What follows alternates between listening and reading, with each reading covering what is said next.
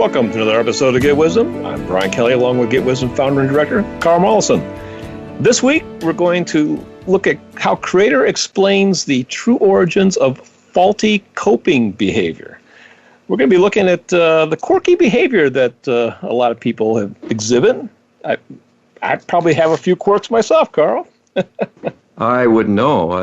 You have no clue, totally right? foreign to me. I'm just a straight arrow, mundane, easygoing, middle of the road kind of guy. When you're not channeling God, but that's beside the point. Well, that's maybe the only oddity. I have to admit to that. Otherwise, I won't be authentic, will I? So that's right. That's right. No, this should be a fun topic. I have previewed the answers that have come through, and some of them are quite fascinating. So we'll get right into it. U.S. Creator, for the purposes of this topic, we'll define faulty coping behavior as repeated patterns of behavior or obsessions and habits that appear to third-party observers to cause more problems than they solve. They're not so severe as to win the insanity label or result in, say, losing custody of children or anything like that. But why do so many people seem to lack everyday common sense? right? This is what Creator tells us. You are living in an abnormal world through an abnormal mind and body corrupted by manipulation to be inefficient, fragmented, with levels of the mind disconnected from one another, and much corruption in the deep part of the mind outside of conscious awareness. Under these circumstances, one might expect things will not go smoothly. You are far from being robotic beings to begin with, but thinking, feeling, creative consciousness that is ever restless and wanting growth and expansion and experiencing to be ongoing. This will make you mercurial, as you will be volatile and have a kind of restlessness seeking variety. This is a soul imperative to expand on what has already been lived and experienced through the senses, to seek something more, something different, something better. Thus, you will be unpredictable. When that yearning is confounded by obstacles and malfunctioning parts of the mind, and particularly when there is an interplay with perceived threats of some kind that trigger deep inner emotion, there will be an overlay of discomfort and confusion, and this will lead to coping behaviors that will sometimes be of value, but other times work against your own interest, as they're not truly healing anything, but helping you get by, and will fall short. The fact your largest part of existence is hidden from you, and all of your doings in other lifetimes being outside of conscious awareness, but visible to the deep subconscious, you have much to be concerned with, as life has more often than not been unpleasant, short, and brutal. On a deep level, you are worried things will get worse. That is plenty to cause all kinds of seemingly neurotic behavior to cope with the dilemma. You know, it's interesting, but I think Creator makes a strong point in this that maybe is not so obvious. But, you know, a lot of people plan a future of ease, you know, where things are going to be relaxing and then kind of coast, you know. I know I've thought that and wanted that. But Creator is saying succinctly that we're always going to be wanting new experiences and pushing for higher expression, you know. This idea of coasting is something that's foreign to the soul, as what I'm reading here. What do you think, Carl? Well, I think that's very true, and I've seen that in the course of my life and the way I work. I'm constantly seeking something new, and I have endless curiosity, and I'm very impatient. I want to know more. I want to experience more, and I get very focused and intense about it. That's coming from somewhere. That's a basic makeup of my hard wiring in there. Not everyone's that way, but there's other dimensions too. That's under normal circumstances that Right. You have this soul imperative.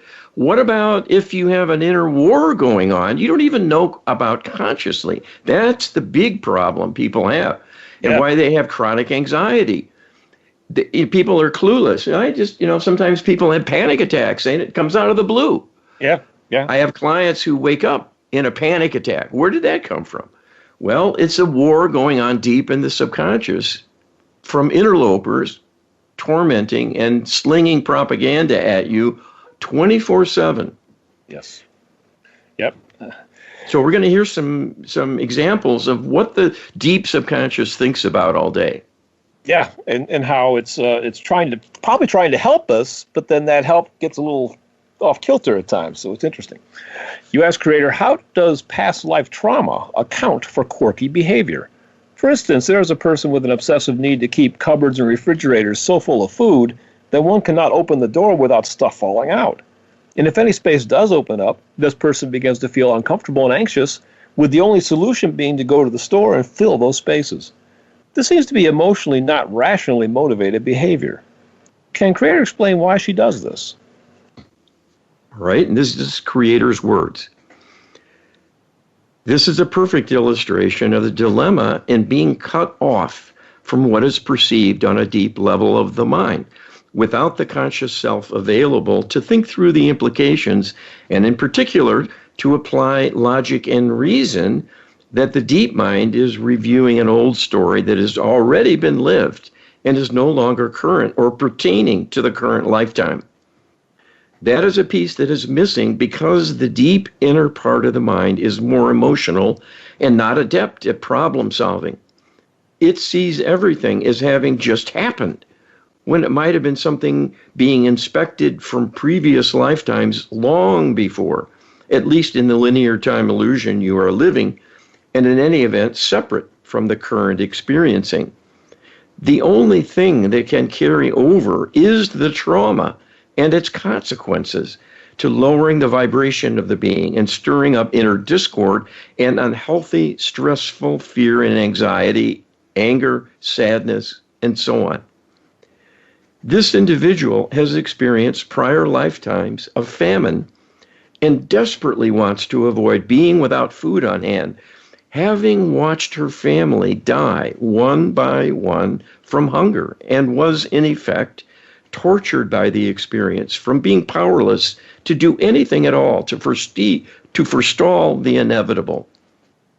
So her deep subconscious is endeavoring to maintain a full larder containing as much food as possible to be ready for the next time this disaster strikes. So on the one hand, it is irrational because the motivation is based on events that are now out of date. But on the other hand, it is quite logical to respond this way, having lived that nightmare and not knowing it cannot come again tomorrow. This needs deep karmic repair to free the person from the ongoing torment and agony about this possibility striking her and her loved ones. And the good news is we're going to attempt some of that deep karmic repair with a number of the protocols and practices that we share here with Get Wisdom. But, you know, an interesting thing, it seems like when we're dreaming about the future, that at the same time we have a recognition that we need some kind of reliable platform or foundation underneath us. And if we feel like that foundation is threatened, then our ambitions kind of get put on the shelf and we start worrying about the foundation. And that can become a feedback loop. So I think this person, as an example, just feels like her foundation is not sturdy, you know, and she needs the additional comfort of knowing there's enough food around in order to get that mental stability that she can then pursue her additional dreams from. But because that platform is always moving, she can never, it becomes kind of a treadmill. Yeah, and this is the fate of most people when they think they're going to be set. Maybe they have enough financially they can retire and have some more leisure time and so on. Their problems don't go away. Yeah.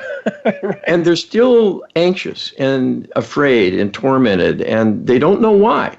This is the mechanism. This is the major reason, in addition to having spirit possession that torments you directly. Absolutely.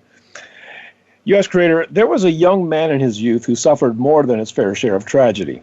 He had siblings die in childhood, two siblings die in childhood, and a third disappear after running away and becoming homeless. He lived at home with his parents well into his middle-aged adulthood and worked at a hospital with a modest, low-paying job as an orderly.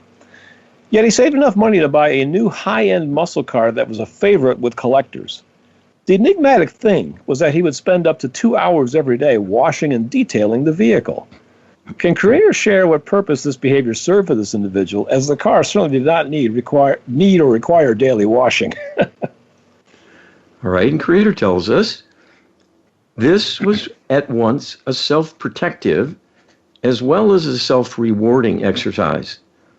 In a prior lifetime, this person had experienced great poverty, but was then given a precious gift that set him apart from all others in the community because it came from on high, from the powers that be, as a mark of distinction and a reward. This was also a ticket to a better life, as he immediately was respected and supported by others around him. In displaying this trophy for all to see, it became a kind of badge of honor and status that ensured his acceptance and success.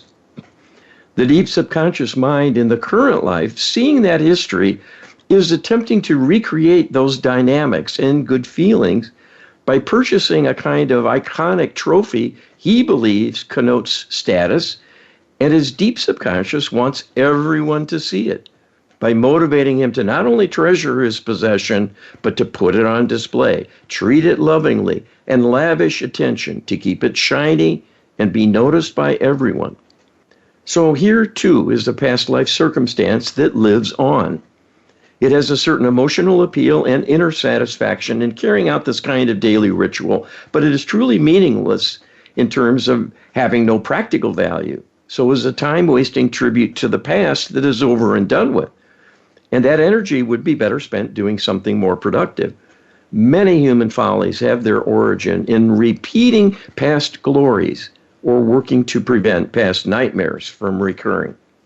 You know, I eventually moved away. This was in my parents' house. It was in the neighborhood I grew up with, and I knew this guy. And, you know, I moved away eventually, but he was out there washing that thing for a good 4 or 5 years. You know, it stayed in the garage. He almost never drove it. But I just thought it was the strangest thing. You know, I admired the car. I would have wanted one. It was a great car. but yeah, it was cool. But it makes, you know, this notion that the subconscious, the deep subconscious, is trying to help us reconnect with good feelings. So the subconscious isn't just trying to beat us up all day long. I hope people never get that impression. It's actually there to serve. You know, yes. And it wants us to feel good. When it has an opportunity to try to help us do that, it will do the best it can, but the deep subconscious is not a rational being. It's a reactionary being. Yeah, well, this is an example, too. Someone who was resting on their laurels, but they were the only one who knew right. and could appreciate what the significance of it was. And that person himself didn't really know. No. He just knew he felt good when he bought this trophy and then put it on display, but not the real reasons why. And so he was trapped by his own past. Yeah. Yeah, fascinating. U.S. creator, an outwardly successful business owner who was also a black belt martial artist and powerfully built and who carried himself as if nothing in the universe could possibly frighten him, turned out to have an inordinate fear of water. So much so that when invited to a pool party with an above-ground pool only 5 feet deep, and with him being over 6 feet tall, he still would not go into the water, but was observed to keep himself away well from the pool's edge. What can account for this man's deep-seated phobia of water? All right, and creator tells us, here again is past life recollection, distorting the current life experience from stirring up fear. He drowned helplessly in a past life, and it was a terrifying death. It is being relived over and over by his deep subconscious, who is looking at the Akashic records and replaying it like a movie, and knows it was experienced personally, but cannot see that it is another life that is over and done with. So there's no inner reasoning to put this in perspective, that it was painful and disastrous then, but it does not mean there will be a reoccurrence in the present life. That is the piece that is missing here. What keeps it alive and painful is the stored negativity from the trauma. That is the dynamic behind all of these kinds of discord. The original trauma was never healed. So the negative consequences are stored energetically in the Akashic records as a part of the record of what happened. When a person connects to it, they will feel the pain, and it will seem quite fresh, and it becomes a compelling karmic need to do something. Because the person in the current life has no capability to heal it, given the state of ignorance about such things. They can only try to cope and deal with the inner fear it will happen again, and this leads to much suffering and confusion because it will not be consciously perceived as to the origin of the dilemma having such a strong emotional impact on the current life. What is needed is a resolution for that past trauma, for the fear to be eliminated. That can only be done through deep subconscious channeling with a facilitation of trauma resolution. There is no other way to resolve it completely. Well, that last statement is pretty forceful and one that I can't say I've seen before, where, I'm under the impression that the Lightworker Healing Protocol will clean things up eventually. So this is like to say that there's no other way to resolve it completely. What do you say about this, Carl? Well, the Lightworker Healing Protocol is very comprehensive, very thorough. But it takes time, and one of the things that slows it down is when you have inner negative beliefs of your own that can get in the way of divine healing. Right. Yes, that's true. God has to take your lead in things. This is the arrangement. We're given our own free agency, free will. Our rules, our beliefs rule in our kingdom of our personal life. So if you believe you're doomed, if you believe you're unworthy, that God forgot about you, you're putting handcuffs on the Almighty, and even God can't help you because you've decreed that cannot happen. So what this process does, to go in through channeling and talk to the deep subconscious, we can help resolve the trauma, bringing the pain and negative energy, and also facilitate a belief replacement for those kinds of negative beliefs. So this is a powerful adjunct for the Lightworker Healing Protocol. And you can get this service now through our website. Check out getwisdom.com and check out the service. U.S. Creator, there is a martial artist who has 6 black belts in 6 different disciplines. Once when asked why, he replied, "Others golf, this is what I do." Seems reasonable, right? But another time he was over here complaining after practicing with weapons, which are wooden swords and knives, not real knives or swords, that he simply couldn't stand being vulnerable, as he put it. And this from a man with 6 black belts. Can Creator share what trauma has clearly fueled this man's lifelong obsession with self-defense? All right, Creator tells us, while the warrior archetype is alive and well today because human combat continues in various locations around the world, this has been a prominent feature of human society for millennia now.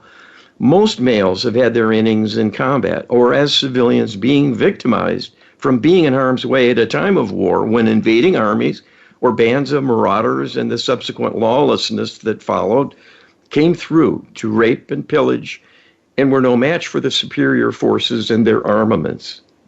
Having had his life cut short during a number of such lifetimes, this person can see through the deep subconscious inspection of the Akashic records of those lifetimes, and in response, has become quite determined to be prepared for anything in the current life, so as not to be caught unawares and ill-equipped to do battle. He is literally becoming a soldier, even though he is a civilian, because of his inner fear. It will save his life one day. While that is possible, it is unlikely, given his age and presence in the current culture, that he will be doing frontline duty in the military or even be subjected to an invasion force. Nonetheless, he is acting on an inner compulsion to address the non-problem.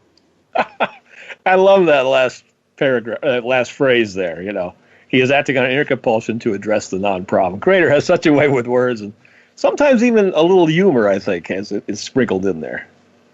Well, we're talking about faulty coping behavior.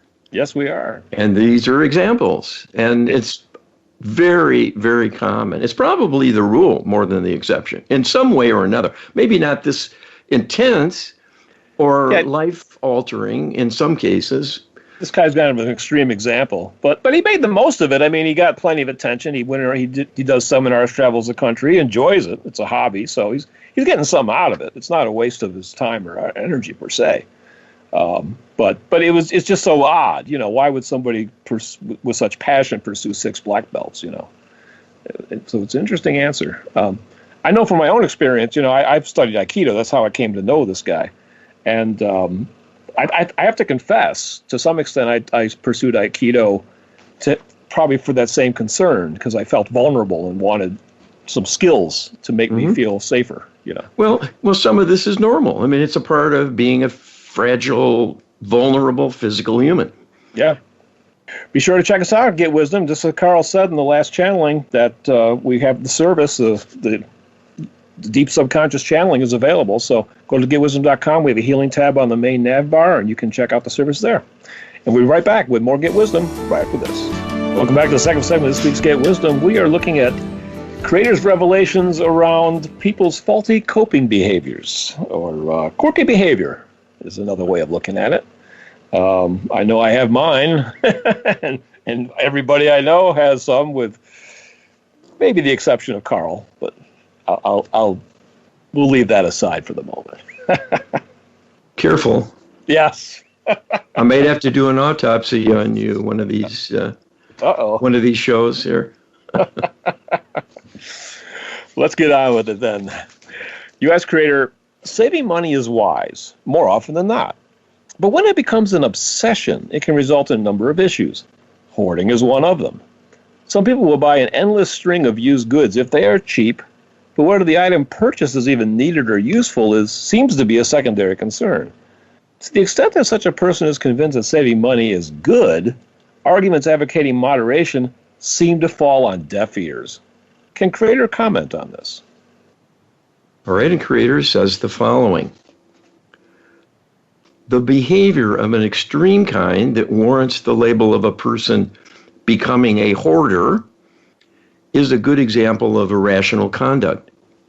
They accumulate to a fault and exaggerate the perceived importance and value of all the items they hold dear, and which accumulate to a point where normal life becomes quite difficult.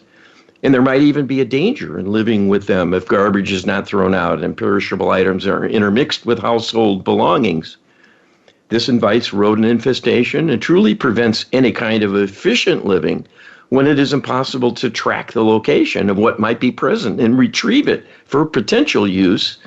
So the vast hoard of accumulated material is a burden and a barrier to successful living and not an asset. Here again is an attempt to fill an emotional void with physical objects that are not what is truly needed. So no amount of accumulation will satisfy and bring an end to the cravings being indulged. It is an attempt to gain gravitas, to have enough substance, and by extension, a kind of wherewithal to feel secure and solid and grounded, as though they might float away, but for their countless possessions. People have a kind of energetic attachment to things around them that they buy and live with. So there is a kind of energetic intertwining with one's home and everything within. While you might have a title to the property and sales receipts for your purchases along the way, in effect, those objects have a hold on you as well because of your cordings energetically that keep you connected. This is termed putting down roots in the common language and is literally the truth. The hoarder is wanting more and more and more roots to promote their stability because of a deep emotional need of feeling disconnected and rootless, in effect. This, too, is a karmic dilemma with a history. And what is needed is deep karmic repair and healing to resolve the underlying trauma, enabling the person to feel comfortable when unencumbered by massive possessions. It will be freeing, even as they lighten their load. After all, everything one possesses and owns carries with it a kind of obligation to be a steward, to provide housing and maintenance, and sometimes repair as well. Even the act of cutting back may take much time and energy to put items unneeded any longer up for sale. So it can represent quite a drain of energy and time to manage. But again, there is an inner need for self-protection underway. Oh, it's an interesting answer. I know from personal experience. I've said many times that sometimes it's just as bad to have too much as it is to have nothing. Because if you can't find what you need in a pile, then you might as well not have it. And I've known of people in these situations where they'll just, every time they need like a pair of pliers, they just go buy a new one because it takes too much time to locate the 10 they already own. You probably know people like that too, Carl. Oh, sure. And, there's television programs devoted to hoarders. And so it's not a rare problem, but it's experienced for probably the majority of people at one time or another. Yeah. Even as children, and some learn to do better and keep a more orderly environment than they did as kids when their room was like a tornado had struck and nothing was ever put anywhere meaningfully and so on. But studies have shown that it is stressful to have clutter. Oh, yeah. Just clutter, let alone hoarding level accumulation. The other interesting thing about this answer that I want to highlight is this idea that we have energetic hoardings to our possessions. And obviously that probably varies with the possession. Some, possessions that are really near and dear and have a lot of sentimental value, we have a very strong hoarding to. It's a fascinating observation. Yes. Well, there is a physics to relationships and to life itself. Yeah. And someday humanity will hopefully know more about it. Last creator, spouses throughout the ages have noted that they are rarely listened to. A spouse might observe that a window where a spouse is trying to grow some starter plants, for instance, lacks sufficient sunlight, but is utterly and even violently ignored. But when a neighbor, who is anything but a botanist, points out the same thing, the plants get moved right away. Even though people have more mobility today, we seem to be isolated more than ever. People have fewer and fewer non-family guests than ever before. Common sense appears to need common inputs from multiple people. Does excessive privacy and isolation impair common sense? Well, Creator's answer is there can certainly be negative consequences of solitude and isolation, being out of tune, being out of touch with the culture, and out of step with the community. Over time, this will change a person and shape their behavior and make them seem odd and quirky because there will be a natural awkwardness from a re-encounter with neighbors and so on after an extensive period living alone. There, of course, is a range in degrees of difficulty that may develop. People are also viewed as individuals and may represent varying degrees of risk or value as perceived by an observer. Often those closest to a person will be discounted if there is any ongoing negativity towards them, as they may be seen as having a less valuable fount of wisdom and reliability. This might be accurate, or it might be a misjudgment because of a prior karmic episode in another lifetime altogether, when an individual let them down or was found to have great shortcomings that caused a significant problem. And that may lead to a mistrust of them in the current life together. That is no longer justified, but nonetheless will be acted on because the deep subconscious harbors the prior assessment of their reliability. So here again, opinions and feelings based on ancient history may well get in the way of happiness and success in the current life with relationships, as well as almost any kind of planning and life experience.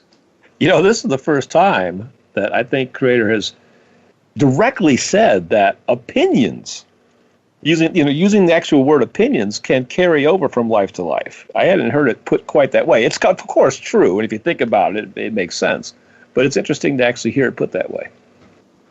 Well, we have all kinds of knowledge and predilections from our prior life experience that does potentially carry over if we connect to it. Yeah. And this is what the deep subconscious does most of the time. It's looking at what it knows about every new idea that comes along, and it's listening to your mind, and then it runs to see, what do we know about that? Oh, he's interested in fishing, is he? Well, what do we know about that? And then he'll go back to lives as a fisherman where there was a gale and he was lost at sea and drowned, and there may be stress starting, even as the person's looking for a fun hobby. Right. And that might be a good aspect because fishing was life-giving in other lifetimes for this person. And so there's a warming up to the idea from that standpoint. But it's a mixed bag. And Absolutely. That's life in a nutshell, I think, for everybody. It's a mixed bag. It's a mixed undertaking. For sure. You ask Creator, we know that the deep subconscious communicates through emotion and that it falls to the conscious mind to decide what it means and act accordingly. In lucid moments, people enslaved to irrational behaviors will even admit that they themselves see the irrationality, but cannot help themselves. Clearly, there is a healing need here in terms of removing underlying past and parallel life trauma that is fueling the emotion leading to the irrational behavior. But beliefs are also in play. In addition to healing the trauma, do the beliefs have to be dealt with as well? All right, and this is a rather important point. Creator tells us the following. The creation of negative beliefs is an important aspect of the damage caused by trauma. There are indeed two levels of difficulty here. The first is the negative emotional consequences of something going wrong and harming an individual, whether caused by the self or others, that will lead to a karmic need to rebalance what happened with a kind of restitution. If not, that energy will lodge within the physical body and may well begin to impair physical functioning and certainly emotional functioning until a way to heal it has been found.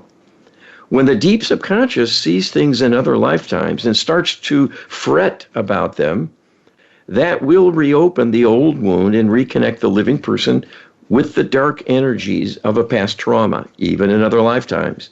And that will flow into them and cause them to be off balance and begin a kind of suffering from inner tension, fear, and so on.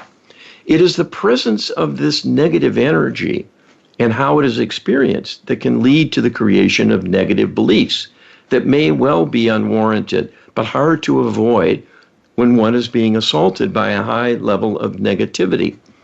This is commonplace because people take personally what happens to them.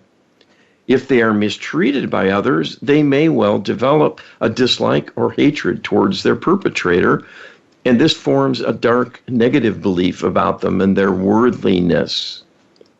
Similarly, if a person is attacked by others, but takes it to heart and fears that the criticism is warranted, they may well develop negative beliefs about themselves. Such beliefs are a barrier to divine healing, as well as the ability of the person to rise above the quagmire that has been created. The divine realm cannot simply override people's free will choice to hate one another or themselves. So a much more lengthy and complex process of healing must be undertaken to work back from a distance towards the event in question in order to help uncreate the need for the negative beliefs, rather than work to fix it directly.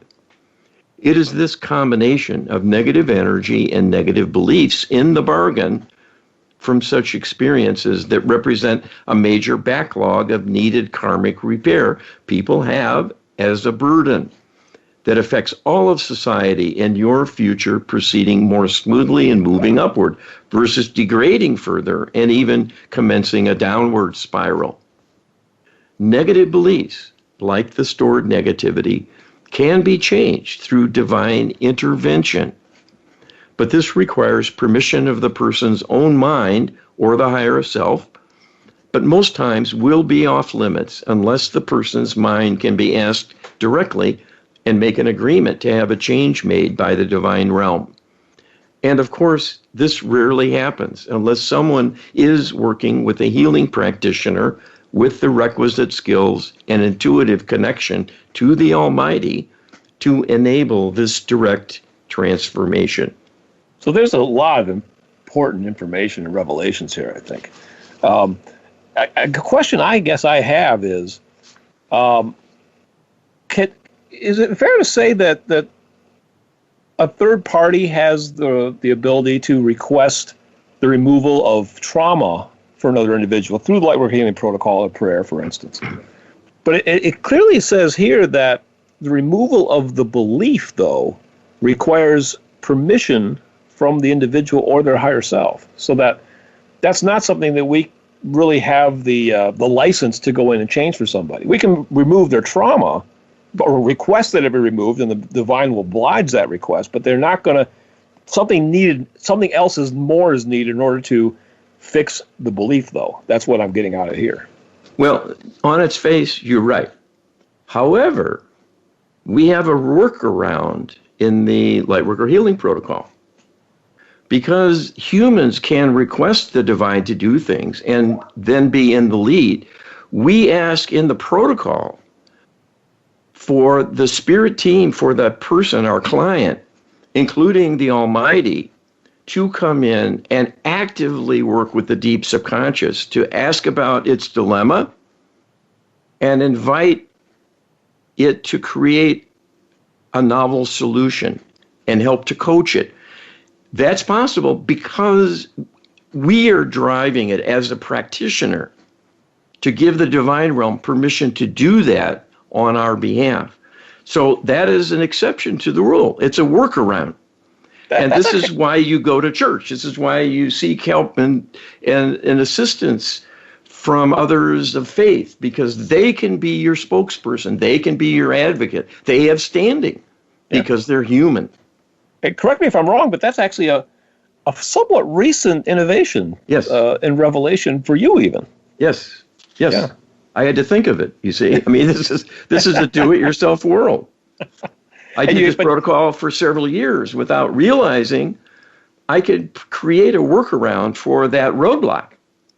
Yes, and Creator never told me I could do that. I had to think of it. You see, this is the learning curve we're in, and why it's going slowly and taking so long to get where we want to go. And the reason you think a lot about it, the reason you come up with some of these ideas is because you have help doing that. You know, the answers that Creator gives might contain subtle hints, but it's up to you to discover what those hints are and have that aha moment. Yeah, absolutely. And you've had people help you by asking questions and presenting their dilemmas that you then explore with Creator, and that opens the door for new insights. So people are contributing to this evolution of the Lightworker Healing Protocol. Yes, we have a group of practitioners, and they come up with creative suggestions. And sometimes it's just the germ of an idea that could be expanded on even further. And some really good aspects and empowerment within the protocol has come about that way as a collaborative effort. And that's as it should be. Yes. We're all in this together, and everyone can be a part. And everyone can actually do this protocol. You can learn how to use it. You can get training. Absolutely. And the way you can is by first learning about it. And you can do that by downloading our free ebook describing the Lightworker Healing Protocol and the training that goes along with it. You can get that at getwisdom.com/LHP. That's getwisdom.com/LHP. You can also look into hiring an LHP practitioner to explore and resolve some of your own dilemmas. And you can find those at getwisdom.com. Look at our healing tab, and the information is all there. Be sure to explore that and continue to explore this program with us as we'll come back with more Get Wisdom right after. Welcome back to the final segment of this week's Get Wisdom. We are looking at Creator's revelations on our faulty coping behaviors, our quirky behavior, Carl. And it's been a fascinating journey so far. There's a lot of really good answers that have come through with this inquiry. Well, and it's an important teaching about how the human mind works, because the field of psychology is really ignorant about the role of the subconscious and things. And they do not know the deep subconscious even exists. Yeah. They don't acknowledge any of the metaphysical phenomena. And that's another area where they're wearing blinders. And it's just the way it is. You know, we're not here to trash anyone. But we want people to become aware of these deeper explanations for human behavior, human foibles, human problems, because our problems are serious, or can be, and there's answers. Yeah. But you have to embrace an understanding of the dynamics and the mechanisms in order to have the right solution. Otherwise, you're just going to spin your wheels. And we've learned through this project of just what a huge impact and shaping force the deep subconscious is on who we are, what we like to do, what we don't like to do, our fears, our foibles. I mean, it impacts every aspect of our life. if we think of an iceberg, it's the huge part of the iceberg we don't see under the water, and it's so much bigger than what we do see at the top. Well, and the other thing I would point out, because this show can't talk about everything, we're focusing on some coping behaviors and some oddities and quirks that people exhibit that come from a deep inner place. But this is also the cause of 94% of physical illness. Yeah. That the deep subconscious is processing trauma that is feeding discord in the current life and beating up on the body, principally through stress, but also creating even a genetic pattern of expression that sets a person up to have a recapitulation, a re-experiencing of a karmic dilemma they've lived out before, maybe dying young, maybe having heart disease, maybe getting dementia, maybe having career failures and inability to get along with people, or other physical illnesses like diabetes and so on. Karma is huge in all of that, and it comes from inner awareness of past trauma. Yes, yes. You ask Creator, pushing back against one's own emotions and habits is usually countered by the deep subconscious with even more intense emotion and anxiety. So I visualize kind of a tug-of-war between the conscious self and the deep subconscious oftentimes. Marshalling inner strength seems an almost inexplicable outcome of excessive irrational behavior. At what point does the deep subconscious finally relent and ease off in response to a newly determined self, no longer willing to accept such emotions uncritically? Is it simply a bigger trauma overwhelming a smaller one, or is it the long incoming birth of wisdom? All right, and this is what Creator tells us. Your description of attaining a self-healing through having an epiphany of some sort has ample precedence. But we can tell you that in most instances, it is not truly a deep and thorough healing of the deep issues, but more an incremental beginning stage as a consequence of the differing levels of the mind coming into better alignment as to the agenda needed, if not greater clarity about what has been missing and the establishment of an ability to communicate better. The levels of the mind will still be disjointed such that the deep subconscious will know what the conscious mind is doing, but the conscious self will still be oblivious to whatever the deep subconscious sees and worries about. What is taking place when there is a kind of inner reflection that leads to a breakthrough, a kind of surrendering to the need for a change, enabling perhaps for the first time a productive course of action being implemented, is usually a surrender by the conscious mind to give up with its coping strategies that aren't working, to abandon the false hopes and false assumption that they can continue. What is happening is usually a surrender by the conscious mind to give up with its coping strategies that aren't working, to abandon the false hopes and false assumption they can continue to skirt by while ignoring the reality around them, and so on. This is commonly referred to as receiving a wake-up call. It is simply the conscious self making a healthier choice to see what is realistic and aligning and embracing it with a more productive strategy to take an action of some kind to right the ship at long last. The deep subconscious will see that and immediately feel relief and may well develop hope. And this will further amplify a more positive emotional response that will be uplifting and empowering as well. Many people have described a time when they hit bottom, so to speak, and then gave up. And what happened thereafter was a kind of awakening with an inner resolve to finally take charge and make things change for the better. That is the very kind of realignment in the agendas of the respective levels of the mind that is needed many times to abandon a gridlock that keeps people working at cross purposes and avoiding the inevitable reckoning with their failure to engage with life in an effective, rewarding fashion. So this is a good start when it happens.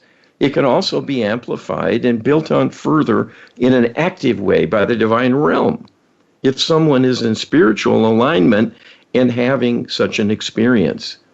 This is the value of partnering with the divine to begin with, because it makes such things much more likely and more successful in taking hold and continuing to help for the long term. Yeah, Creator points out one thing that we probably didn't go into detail here, but I think it's a good thing to explore briefly, is that some of these quirks, people can, obviously we could have more than one quirk, right, Carl? I would say so, yes. Yeah, so the interesting thing is that some of these quirks are at cross purposes. You know, they actually work against each other to create even greater levels of havoc in the life, you know, and that's definitely where a lot of people can take a step backwards and go, wow, talk about irrational, you know. And so, like, for instance, the behavior of filling the cupboards full of food and stuff, but then combine that with a phobia of foodborne illness and throwing out everything right at the expiration date and not eating leftovers that are more than a day old, you know, those two behaviors suddenly collide and you end up with half the food in the garbage can. You know, not a good thing, right? So this idea that different quirky behaviors can collide and create an even bigger problem is one that's quite interesting. Karma makes the world go round. I think that's a good take-home thought for the day. Well, I think a lot of screenwriters are thankful for that. Well, that's what they're showing up on the big screen. It's karma, karma, karma. It is. Karma 24/7.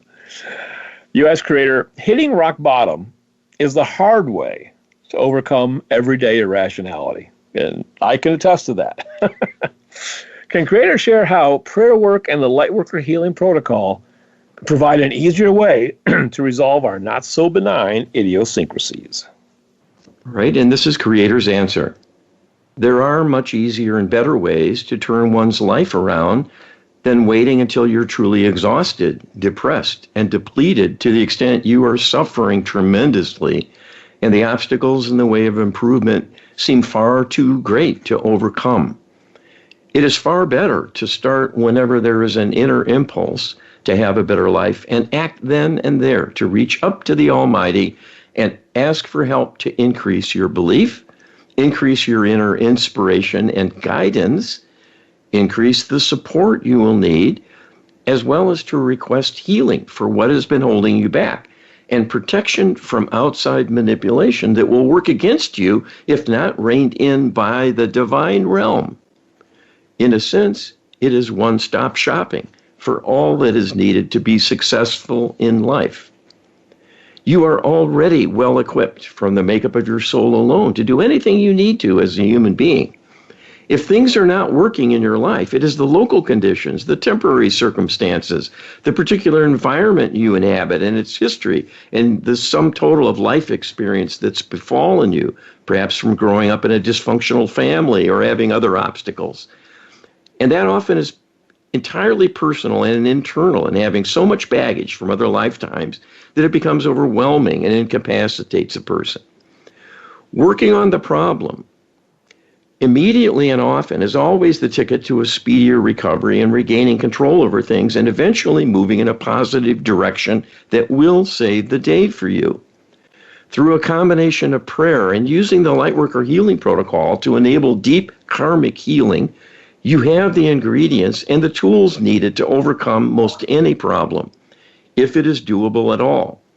There are some people for whom failure will be a karmic repayment and is simply in the cards, because the higher self sees the person must atone for something, and it is better to just get it over with in the current life, so the next one will be smoother and successful finally. But with the advent of these healing tools, more and more things become accessible and can be dealt with through receiving divine grace made possible through forming a partnership with the divine. That changes the equation, because healing does not have to happen through giving a pound of flesh any longer. It can be done through a conscious requesting of greater understanding and wisdom, and a healing applied for the self and others wronged in other times and places on behalf of the requester. And this is the divine realm can see to help put back what was denied to the person or they themselves withheld in the form of loving kindness. And this will deal with restoring things to the balance needed by the universe and will satisfy the law of karma that you have truly healed and restored your part of the universe, as is your obligation. It works because you are not a passive supplicant and recipient. You are actively addressing the problem in reaching out to the divine, taking responsibility, and applying your intelligence to claim your birthright as an extension of divine consciousness and stepping into your true role as a divine emissary here to heal and expand the human enterprise. You will gain, and all in the human family will be the better for your efforts. Your efforts. This is a project to inform people, invite them, encourage them, recruit them to join our effort. We are not sitting back complacent, hoping for things to get better and looking to benevolent extraterrestrials to come in and solve all our problems for us. We're looking to take the lead ourselves, to work with partnership with the divine and solve these problems directly. This is what we're learning from Creator, and this is what we're here to share with people, Carl. Well, and we've been told, if one thing will save humanity, it is the Lightworker Healing Protocol. This is Creator's words, not mine. And the reason is the empowerment that it contains with the divine wisdom, the hard-won divine wisdom. It's available. It is available, and please, by all means, check it out. You can get the ebook at getwisdom.com/LHP, getwisdom.com/LHP. Get our prayer book.